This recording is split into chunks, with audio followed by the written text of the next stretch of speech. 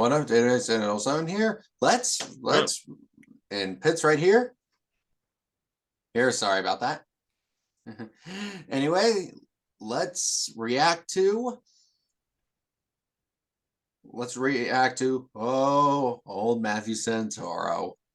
He yep. was used to be so big. He used to. It seems like he's kind of gone into the shadows. 100%. How you doing today, Pitt? Oh, Very good. Let's begin in 3, 2, 1. Not only will you never be permitted into these clubs, but chances are you never even knew about them. We'll see about that now, won't we? yeah, let's see.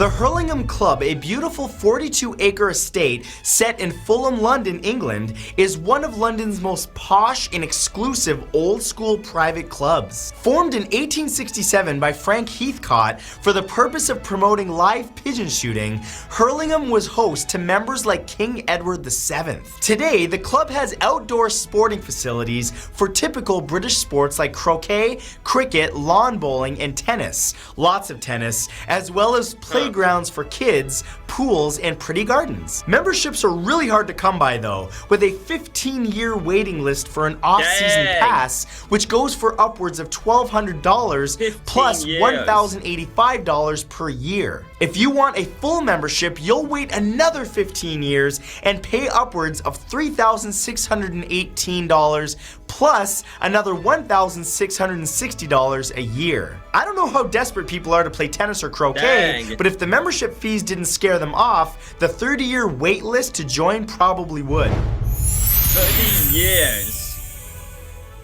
That club better have some stuff that's really worth a 30-year wait.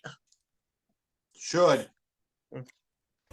Possibly having the strangest and coolest private club name ever, Dracula's Ghost Riders Club can be found in the alpine town of St. Moritz, Switzerland, and was established in 1974 by German millionaire playboy Gunther Sachs as a place for him and his friends to meet. The name Ghost Riders refers to a secret society of bobsledders, with Sachs being known as Dracula. That's an interesting nickname. The club, like most other private members clubs, has a very strict formal dress code and does not allow for any form of film or photography. The venue itself includes a restaurant, nightclub, and lounge area with a maximum occupancy of only 150 people at a time, meaning admittance can be very picky. Membership prices are kept secretive, but apparently, lifetime members are sometimes invited to the club's secret inner circle through initiation challenges like champagne drinking contests. Now that sounds like an awesome secret club to join.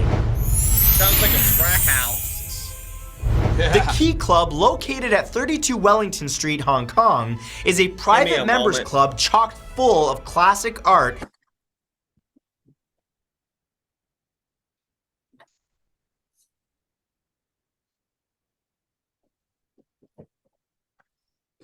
Alright, you can of course edit this part out. It wasn't too long. All right, let's see. in historic style. Opened by Austrian businessman Christian Romberg in 2001, the Key Club contains several different themed salons, along with a restaurant, bar, library, and lounge. Some of Key's famous members in attendance at special parties and events include Gwyneth Paltrow, Mick Jagger, Sting, Jude Law, Bill Clinton, Hugh Grant, and Kevin Spacey. If you're looking to join the Key Club Inner Circle and open the doors to its lavish interiors and its sister location in Shanghai, you'll need referrals from current members as well as $2,573 for a one-year pass, or you could spend $6,432 if you wanted a permanent lifetime membership. Currently, now that I think, are any of these clubs really worth it though? I will tell you, paying $6,000 for a lifetime pass, that's honestly not too bad, actually, considered. Oh yeah, considering a lifetime is literally, well, at least on average 70 years. So That gives you, if you're like 25 years old, that gives you like, oh dang, that gives you like 50 plus years to be a member. Without a doubt. But like I said, but then again, like I said, that's honestly not too bad, all things considered. Key Hong Kong is moving to a brand new location in the city after unexpectedly having to close down the original establishment in January of this year. Carnegie Club. The Carnegie Club, located at Skibo Castle in Dornoch, Scotland, looks like something out of a Scottish Disney princess movie. This due to all the picturesque architecture and lush castle grounds. It's everything you'd want out of a private members club in the Scottish Highlands, with a highly acclaimed golf course, horseback riding, tennis courts, shooting ranges, and other great summer activities. Skibo Castle was owned by a man named Andrew Carnegie, who kept it in excellent condition until it left his possession in 1982. It was then picked up by Peter de Savory, who had the brilliant idea to turn it into the private Carnegie Club. In order to earn your entry into the castle, you must pay the joining fee of, brace yourself, $31,410, and then on top of that, the annual fee of $10,050. Woo, mama, that's a lot. And you only have a limited window each year for membership acceptance, and you'll be competing with hundreds of others all vying for a spot in this historic castle. Or you could buy a car, unless you have too much money to spend, and then go for it. I know, right? I mean, yeah, if you're rich.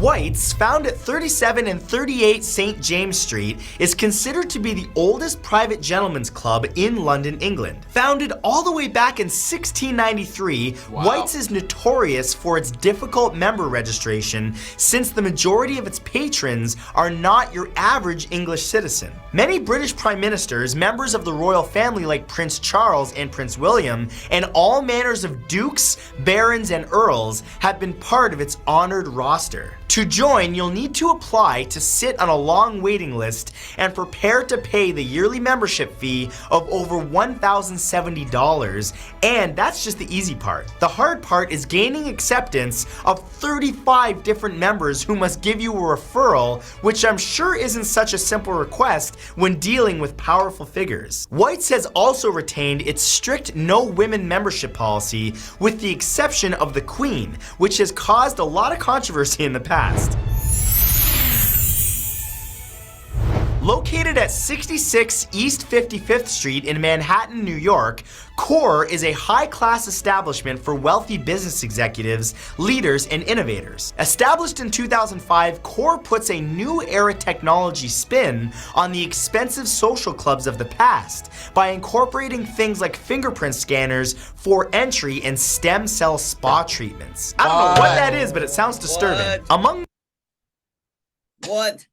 Don't know what that does. It probably does absolutely nothing. the club's fancy facilities are a gym, spa, library, bar, restaurant, and of course a lounge. And members are treated to regular events hosted at the venue for art exhibits, performances, and product showcases, just to name a few. Access to Core's impressive private club in the heart of the city that never sleeps will cost you a pretty penny, but will place you amongst members like Bill Clinton. Any hopefuls on the membership waiting list must be vouched for by other members and should be prepared to drop $50,000 for the registration fee and then $15,000 a year after that. Located at 142 Rue Montmartre in Paris, France, the Silencio Club is a luxurious and intricately designed underground venue that has a very modern and mysterious atmosphere to it. The club's design was overseen by famous American movie director David Lynch with the help of French architecture agency Enya Architectures and was opened in 2011. The main areas of the club include a stage, a theater room, a forest-themed smoking room, a horse-themed smoking room. Don't know what the significance of that is. I mean, if there's any at all. Probably not. Oh, but this is probably one of the more modern ones. Yeah, this is definitely more modern. Considering half these are multiple years, and in White's case, centuries old. Yeah. bar and a lounge with amazing gold walls and ceilings, and all of which was inspired by a club of the same name that appeared in the 2001 David Lynch movie Mulholland Drive. The membership process Never favors seen it. creative types, and you'll need to submit an application which includes your creative profession and how you believe creative inspiration is best achieved. But then, if you are accepted, you'll be invited to pay a yearly membership fee between $526 and $2,235. Sacre bleu! That means, oh man, that's a lot of money! Oh, that's still cheaper than some of the others. Since 1837, the Toronto Club, located at 107 Wellington Street, Toronto, If I remember correctly, Matthew Santoro is Canadian, so no wonder he can Yeah, say French. he is. So no wonder he He- can say French words without butchering them. Because, you know, that's the second most common language. Yeah, in Canada anyway. Yeah. Especially in Quebec. Lots of French especially settlers. A Quebec. lot of French in Quebec.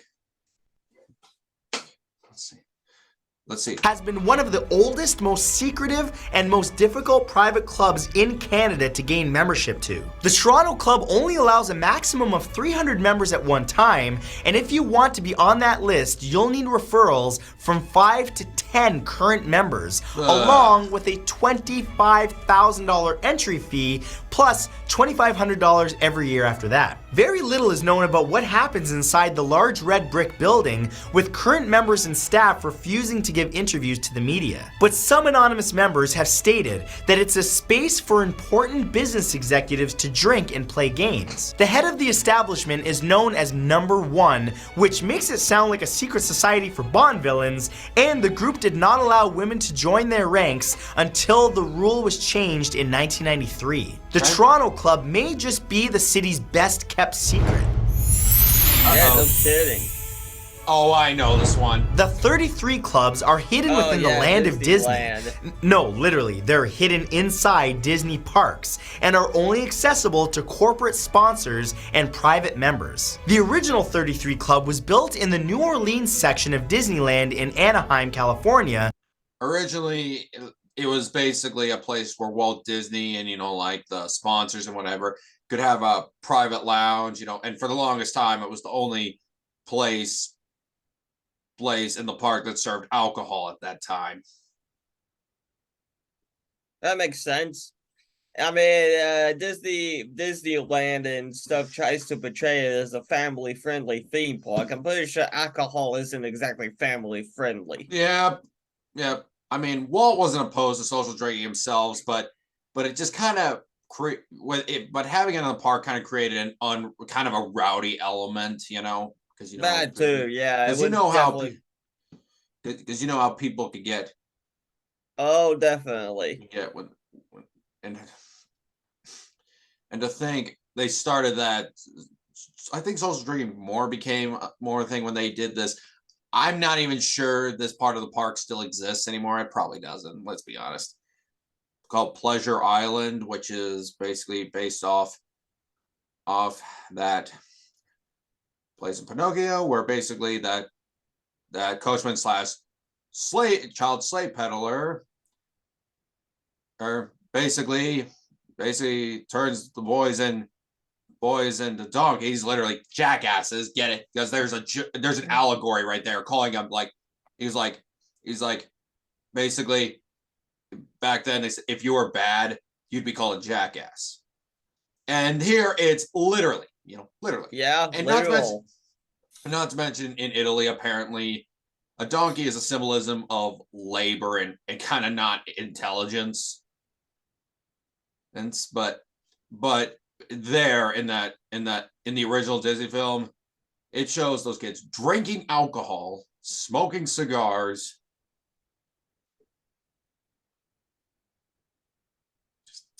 Yeah. I personally find it stupid, but it's still a little dark, all things considered. You know, these kids are literally having their humanity taken away from them. Yeah, no kidding. Because pretty much after he turns them into donkeys, he sends them off to go work in the salt mines forever. Or they'd probably die a slow and painful death. Probably. Death. But I digress. So yeah. So yeah, either way, yeah. Originally, for the longest time, that was the only place in the park that actually had alcohol to be served. And there was a thing for that, also a place on the Louisiana Steamboat, but that was only for Walt and his executives after hours. And it was accessible by pushing a buzzer and then inserting a member's card into a concealed slot by the door. Inside is a waiting room disguised like a shop. From there, you're led up to an open terrace and then down an elevator into the club. There are also 33 clubs in Disneyland Tokyo and Shanghai, but memberships are completely separate between them. To get one membership, you'll have to apply for the 14-year waiting list. Dang, and once that's done, the entry fee is a whopping $25,000 plus a fee of $10,000 a year. So, in a sense, well, 14 years is definitely a time to strike it rich. Oh, definitely. Especially with that one club that basically had a 30-year waiting list. Well, 30 years. You might be adding all of it together, you know? Yeah, you might be dead by then. Adding it all together. Yeah. Who has this kind of money? You'll also have to submit a complete background check of yourself because Disney can't allow criminals to dine in their hallowed grounds. Oh, somebody's got money! Oh. Yeah, somebody's got money and a lot of time. Oh, I know this one too. Have I been to this one? No, I just know about it. Oh, yeah. Yellowstone Club, found in Big Sky, Montana, is a massive private residential club with a ski resort and golf resort, all nestled perfectly into the mountainous surroundings. The Yellowstone Club is essentially its own little forest village, and at the center of it are its two huge lodges, each one containing various spas, fitness centers, dining halls, restaurants, shops, and pools. Outside of those, sprinkled around the ski paths and resort destinations, are other convenient facilities and residential houses available only to members. In order to secure your own little slice of life at this very exclusive membership club, you'll need to first pay, are you sitting right now? Okay, good. $300,000 for registration. Jeez. And then there's a yearly fee of, just $30,000 after that. Oh, and it's also required that members own a piece of real estate on the land, like a condo or your own custom house, which can cost anywhere between $2,150,000 and $25 million. Okay, I'm gonna pass on this one. Thank you, bye. But I really hope you enjoyed this. If you did, hit that like button. Let me know you care. On the right, you'll find two of my most recent videos that you can go to right now if you want more. And subscribe because I'll have a brand new video for you tomorrow at 3 Eastern Standard Time. I'll see you there. Yeah. Oh, hold on a sec. What's up? You want them to help me with the salads? Yeah, give me a moment. Alright, well, it looks like I have to go for a bit. Help with dinner and everything. All right, it's a good thing we're just finishing up here. Yep, it's a good thing. We got a video in. Yeah. So thoughts? Dad, I mean, those clubs better be wild if there's not much money. Like, I better have access to stuff like Wagyu beef and caviar from the Black Sea if I'm gonna pay that much. Yeah. Then you have, I will tell you, here's the funny thing. There actually are some historical castles out there that many countries just want to sell to somebody, but they have no buyers, even if the price is $1. You want to know why? Why? Because a lot of these historical castles, some of these historical, not all of them, but are kind of in ruins, and it would take millions to renovate. That is true, yeah. And very few people have the money or time for that matter. Yeah, especially since something as ancient as a castle, that's in ruins. That would take a lot of money and time to renovate. Without question. And still, that one that was like $6,000 for a lifetime membership. That one's not even that bad, all things considered. I know. I mean, the last one was the most expensive one. Most expensive. I mean, that was like still makes you wonder. It does make you wonder just what all this club's all about. Maybe we should open a new club down in Texas. Who knows? Maybe. But I do have to get going now. Yeah. Do you think we can catch up in a bit? Maybe. It depends on how long what I have going afterwards. All right. Anyway, catch y'all in the next video. See ya.